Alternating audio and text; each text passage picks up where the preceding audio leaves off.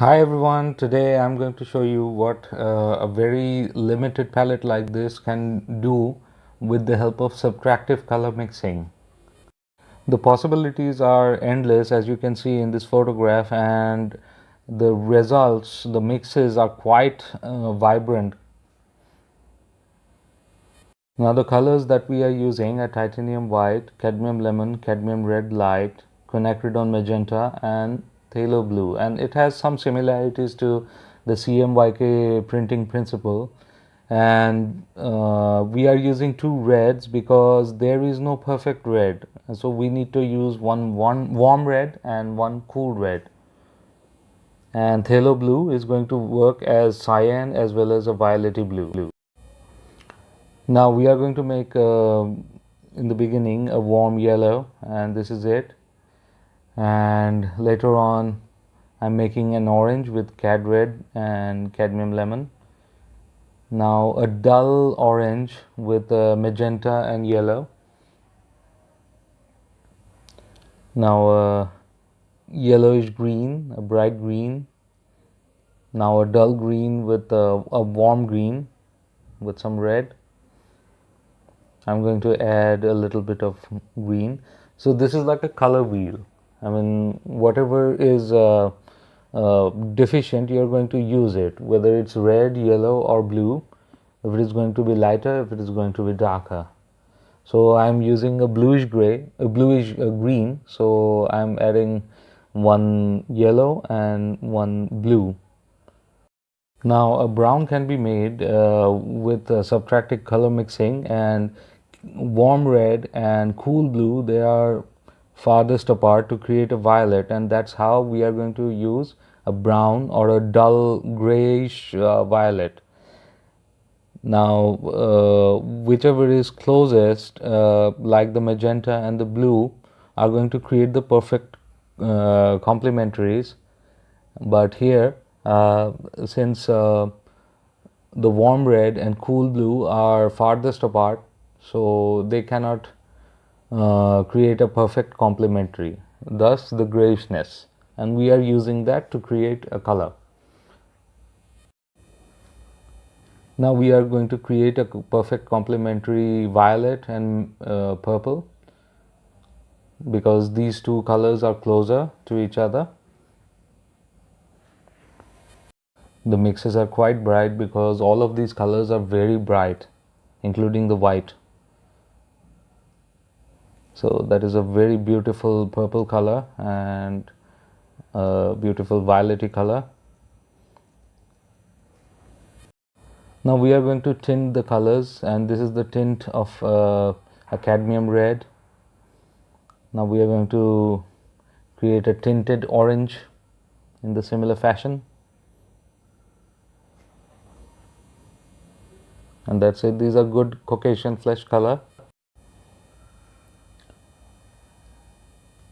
Now I'm going to tint the magenta, and it's going to show a very bright color. It's amazingly bright actually. Now I'm going to create an ultramarine like blue with magenta and phthalo blue, and it's going to be more obvious when I'm going to tint the phthalo blue, and this color is quite different.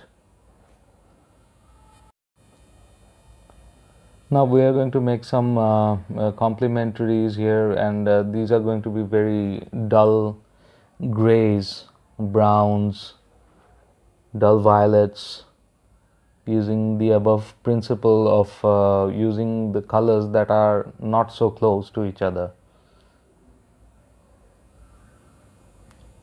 While mixing, when you are seeing that the color is becoming different, and for example in the place of gray there is a bluishness and you don't want that, then you need to use the opposite complementary, and that is the orangey red, and I've used that to dull it down and warm it up.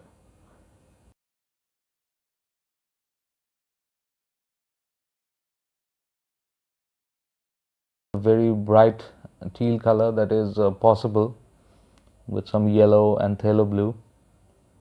Now this is the tinted yellow color.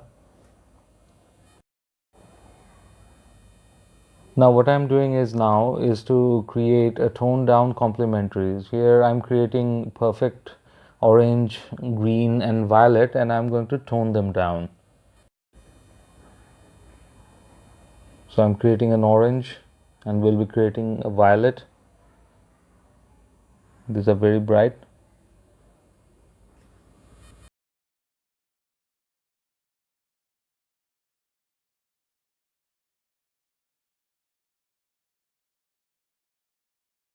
Now I'm toning the orange down with blue because we have used red and yellow to create the orange, and the only other color that is left out is blue. And here I'm using red to tone down the green because the green was made with yellow and blue, and I'm using red, that the color that was left out.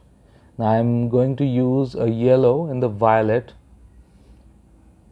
because the violet is made of blue and red, and the only other color that was left out is yellow. So this is going to be a gray now. This won't be a bright violet that we were seeing.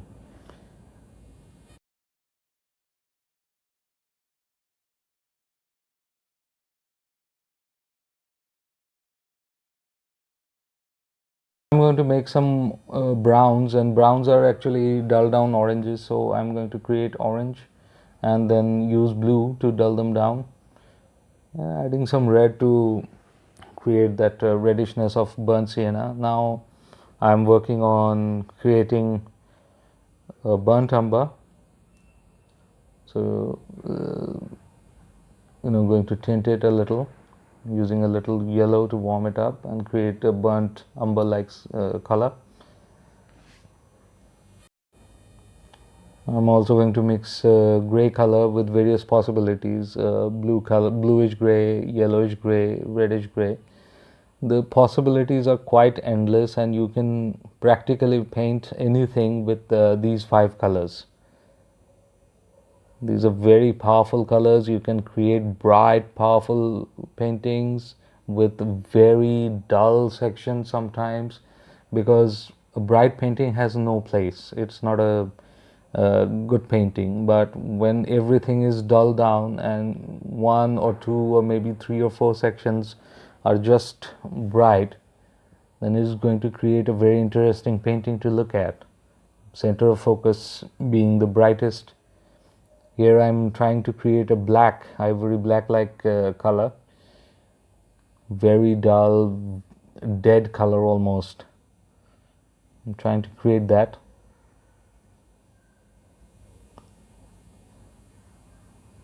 So it looks like one. Now I'm going to create a warm green.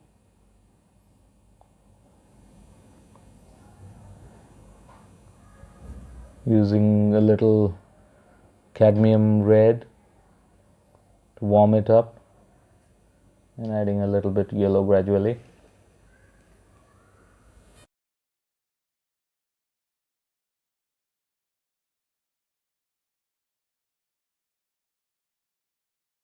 Now this is a yellow ochre like color, so I can create it. This is orangey yellow but dull down with a little bit of blue. Now I'm tinting it with to see if this actually works, because this is a very favorite color of mine. So this works. I can create a yellow ochre, very bright teal colors. So the possibilities are really endless. And this is the photograph of the exercise. So if you like this video, then please click the like button and also subscribe for more instructional videos and demo videos for future. And also see my website for www.kaustavmfineart.com for more pictures. Thank you and take care.